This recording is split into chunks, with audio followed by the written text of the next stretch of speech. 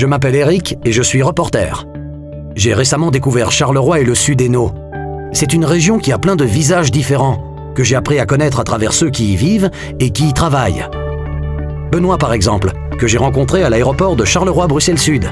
Il est l'un des 700 collaborateurs de ce superbe aéroport, devenu le 2e de Belgique.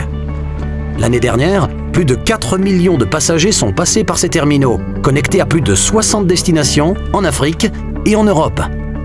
Et en parlant de passagers, voici Aurore. Elle est chimiste au Biopark et doit justement se rendre en Irlande pour un congrès scientifique. Le Biopark, c'est un satellite de l'ULB. L'université bruxelloise a installé ce labo sur le site de l'Aéropole, juste à côté de l'aéroport. Cette Silicon Valley belge abrite plus de 160 entreprises à la pointe, industrie high-tech et biochimique. Mais l'Aéropole n'est pas le seul endroit en pleine expansion dans la région. Demandez plutôt à Ludo. Chauffeur de camion, il emmène souvent des chargements de cette région vers tous les coins d'Europe. Il n'en revient pas de la quantité de marchandises qu'il doit livrer en ce moment. C'est beau une région qui produit autant. Ah, là c'est Nathalie. Cette charmante fleuriste est une Carolo de cœur et d'âme. Elle aime sa ville, et lorsqu'elle ne travaille pas dans sa boutique, elle adore aller sur les terrasses et dans les restos du centre-ville. À moins qu'elle ne prenne des photos, son autre grande passion. Et c'est pas par hasard que son lieu favori est le musée de la photographie. Ce paradis de la pellicule est le plus grand d'Europe. Mais il n'y a pas que dans les musées qu'il y a de belles images à regarder. Prenez le domaine d'Hervé par exemple.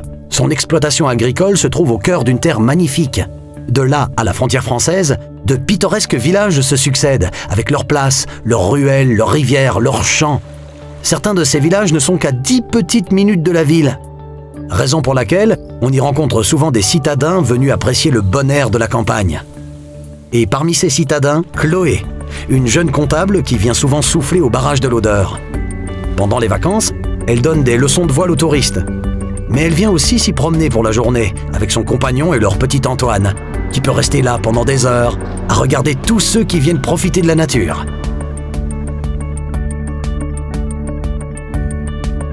Chaque personne a son récit. Et ensemble, tous ces récits en disent long sur cette région pleine de ressources. C'est sûr, Charleroi et le Sud-Hainaut n'ont pas fini de vous étonner.